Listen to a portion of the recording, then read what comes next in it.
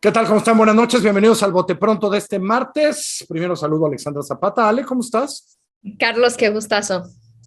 Porque hoy además tenemos a una buena amiga de este programa, a Sofía, porque le queríamos preguntar a México cómo vamos.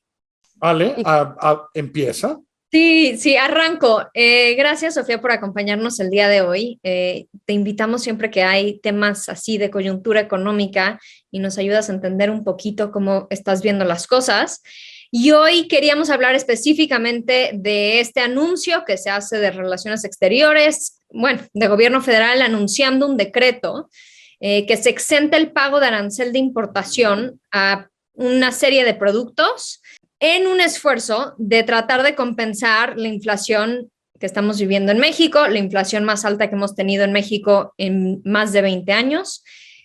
Y entonces con eso nos encantaría escuchar tus perspectivas, si esto es suficiente o no, si esto fue una decisión correcta. En automático garantiza que esas reducciones de precio se traducen al consumidor o no necesariamente, porque si no lo hacen, pues a lo mejor no lo sentimos los mexicanos en nuestro bolsillo. Creo que, o sea, tienes perfectamente bien claro, Alexandra, cómo va este asunto. Entonces, creo que de entrada, retomando un poco el PASIC, este plan del señor presidente para atender los estragos de la inflación en los hogares mexicanos, me parece que hay que destacar dos cosas buenas y luego me sigo con el resto. La primera es justo el sentido de urgencia. Creo que cacharon perfecto que la inflación no va a esperar de aquí a 6, 8 meses para empezar a hacer algo.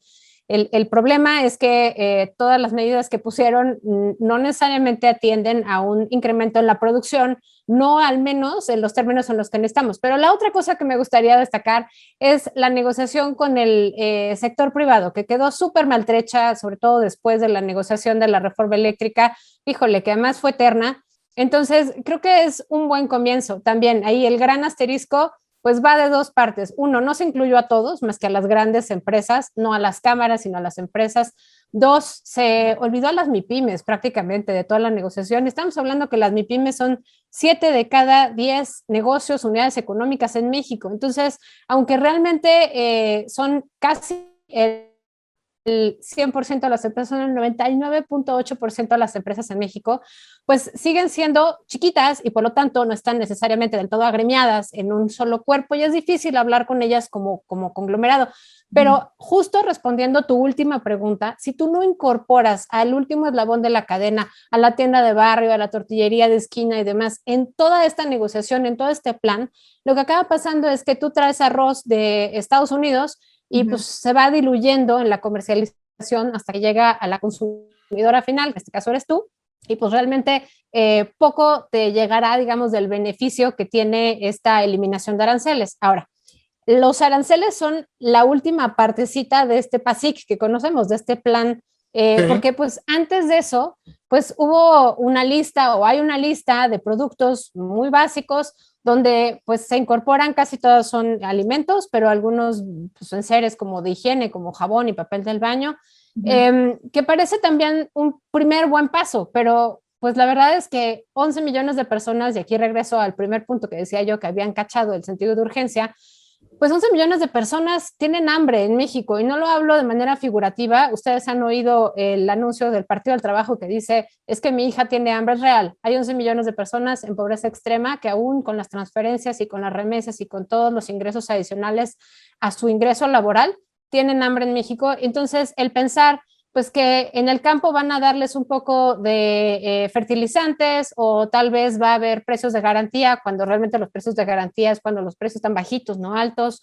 Cuando además tenemos pues, problemas de corrupción brutales en Segalmex que prácticamente equivalen a un tercio de su presupuesto en los últimos 3 años, que ha estado desviado, del cual no se conoce el destino y demás. O sea, siento que es como un cúmulo o una canasta de buenas intenciones que a la hora de ejecutarlo pues no va a salir tan bien. Ahora, me regreso, dime Carlos, dime. Ahora, más allá del PYME, es decir, sí hemos visto compromisos de ciertos gastos, pues, ¿no? Creo que Walmart salió a decir algo, no sé si Telmex y algunos otros, que dicen, hey, vamos a tratar de, ¿no? Pues de bajarle un poquito a nuestro diferencial de ganancia, etcétera, que pueden ser, digamos, que se pueden ver más rápido. El problema con los aranceles es que pues, muchos de estos productos están comprados hace un mes, hace 2 meses, hace 3 meses, ¿no? Y vamos a tardar de ver esa reducción en el costo para por lo menos el distribuidor, ¿no? No, sin duda. Y otra vez, cuando estamos hablando de que se negocia con las grandes comercializadoras, pues está todo a dar para la gente que vive cerca del Soriana, del Chedraui, de cualquier servicio, autoservicio, supermercado o mercado. Pero todas aquellas personas que viven lejos y que se abastecen pues, en mercados sobre ruedas o en tienditas de abarrotes, pues ahí otra vez se diluyó ya todo el esfuerzo. Entonces, como bien refieres, uno es el tiempo y otro es pues todos los intermediarios que hay de por medio, claro.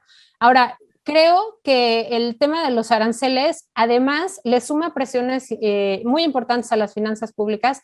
¿Se acuerdan que el paquete completo cuesta como 400,000 millones de pesos, 404,000 millones de pesos? Bueno, de ese gasto tan importante, alrededor del 80%, 82%, se estima, y estoy usando datos oficiales, no estoy sacando datos de cifras de otro lado, 80% de ese gasto va a ser para subsidiar la gasolina.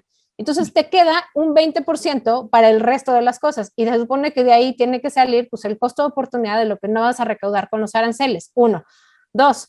Pareciera que además los aranceles pues van a tener un impacto enorme, pero resulta que tenemos tratados de libre comercio al menos con 50 naciones. Entonces, sí está bien diversificar las fuentes de dónde vienen los alimentos, porque como dice Carlos, pues si tardas en comprarlo y una vez que llega... Pero pues, lo que estás diciendo es ya no hay aranceles con muchos de los países donde traemos esas cosas, ¿no? Ya no hay aranceles, entonces realmente el impacto pues todavía es menor. Entonces...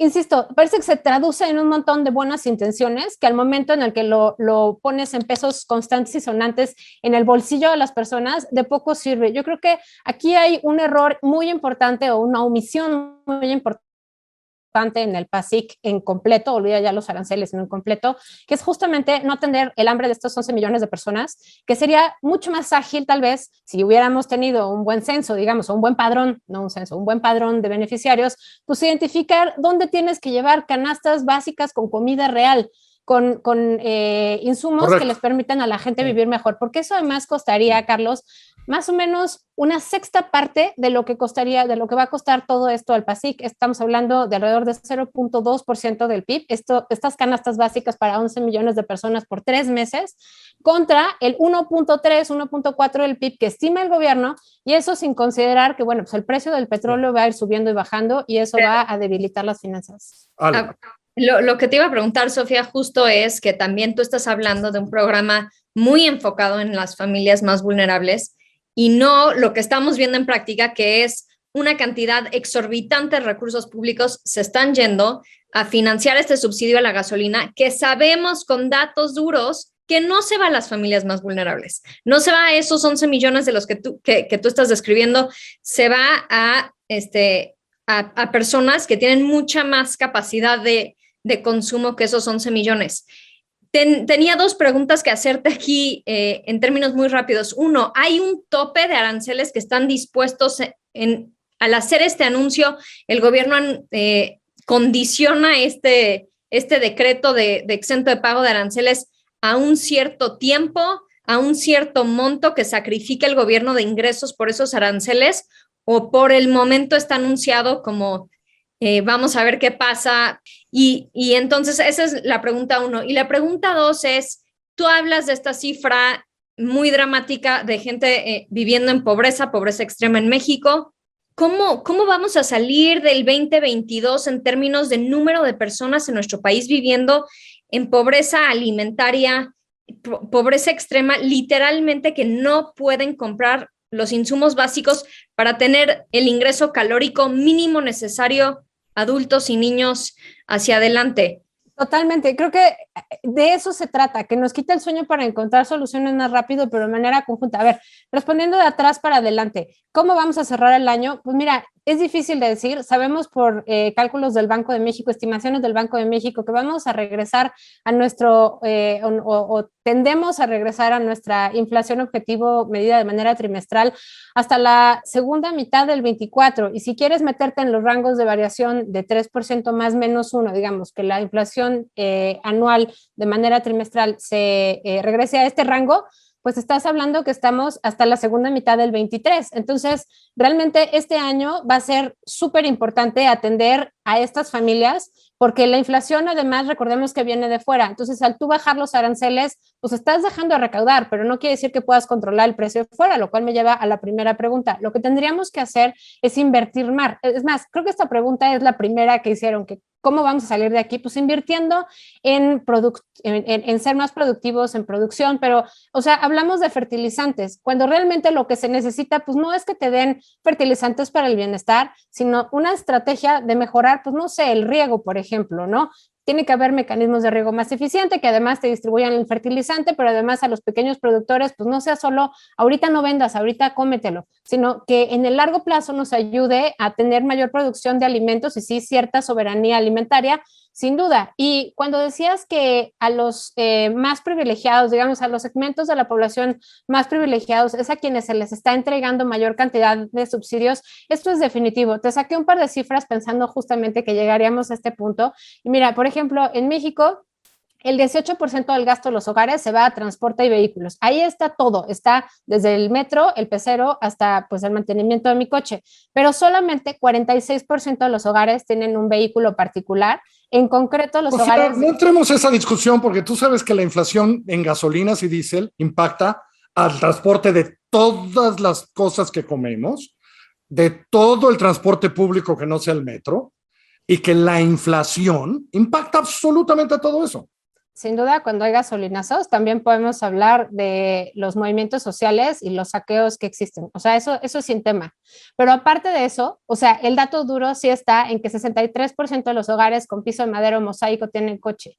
De eso, lo que estamos sacando es que los coches están en los hogares de más personas de mayores ingresos. ¿Cuánto impacta la industria, que son los que más gastan gasolina cuando tienen que distribuir limón y tortillas que son producidas en una, o eso no impacta? Nada más quiero saber. Pero Carlos, también es un balance de en dónde... No, quiero saber si eso no impacta, porque medir cuántos coches hay contra todo, o si el microbús no sube, o las camionetas del Estado de México no suben su precio, si no cuesta más la gasolina. ¿Públicos? ¿Para frenar esto? Yo no creo. A ver, creo que tendrías que hacerlo mucho más focalizado y una intervención mucho más quirúrgica. Había una pregunta en el medio que se me perdió, Alexandra, que era, pues, ¿para cuándo o cuánto tiempo dura esto? Bueno, pues durará lo que durará el cambio en la ley. Este decreto lo que hace es que modifica la ley arancelaria, entonces hasta que no haya una modificación de regreso para poner aranceles de regreso, que además eso nunca es fácil, pues va a mantenerse la medida.